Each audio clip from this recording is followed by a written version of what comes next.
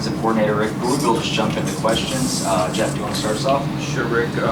Obviously, time to look at the film and get a better handle on how your side of the ball looked. Just tell me your evaluation. Yeah, plenty of good, plenty to coach. I think one of the things that you just heard from Coach Helton that we can't reiterate enough is players should be starving for coaching.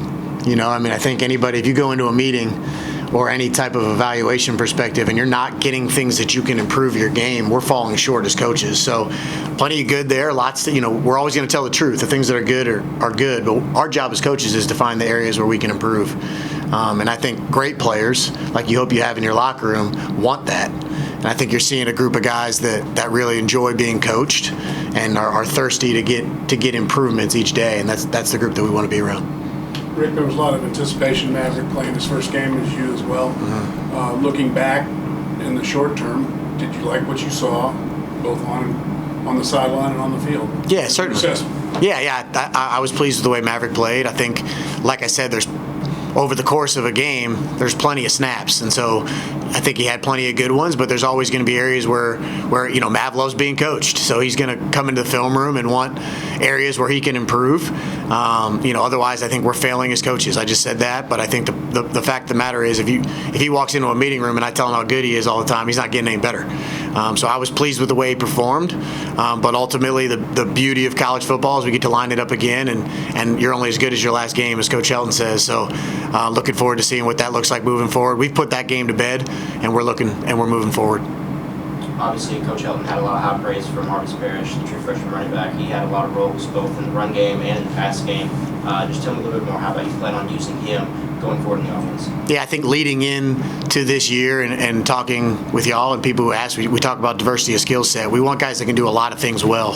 I think what he's provided us is the ability to get him the ball in a variety of ways, as we do with receivers and tight ends. And, you saw us hand it to receivers. You saw us throw it to running backs. We're going to find the best ways, in our opinion, to get our best players the ball in space, and he provides us that opportunity in a multitude of ways. And again, really proud of the way he performed, but like you said, lots to improve there as well. You guys throw for 400, run for 100. Is 100 yards, is that a benchmark for this offense? Is there a certain formula you have that's going to be most effective or successful? I think we talk a lot about keys to victory.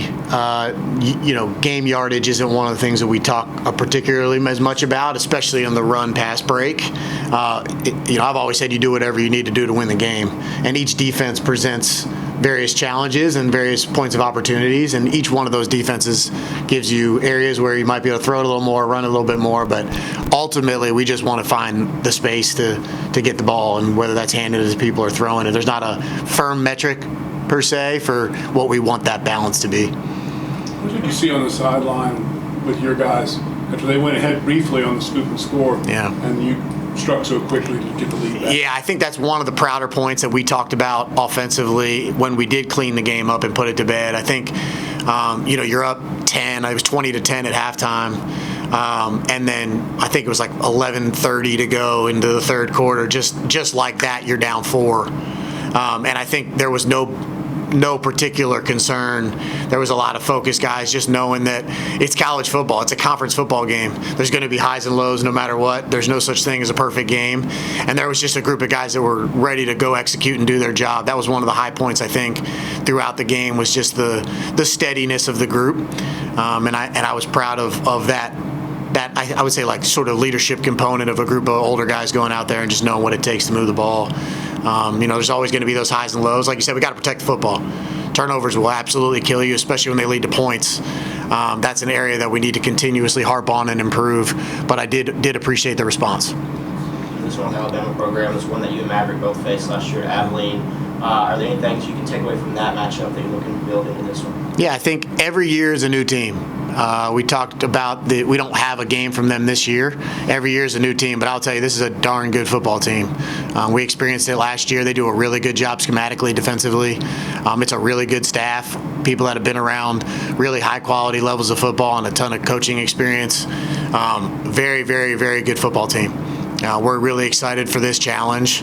This opportunity to go play them is going to be a lot of fun. Obviously, it's a program that we had familiarity with last year, but that's all in the past. New year, new location, so much newness that you can use some of it, but for the most part, a lot of it's changed. But what you take from it is a lot of respect for your opponent. You know, that was an impressive performance as they did a lot last year. So it's a darn good defense. Coach, you spread the ball around to 9 different receivers. I know you talked about only doing what you need to do to win the game, but that's a pretty impressive feat. Is that something that you can look forward to as far as the offense comes to the next game? Yeah, I think we've talked a lot about the depth that we have an opportunity to have. I mean, I think one of the best things that we have offensively is a lot of competition in a lot of rooms.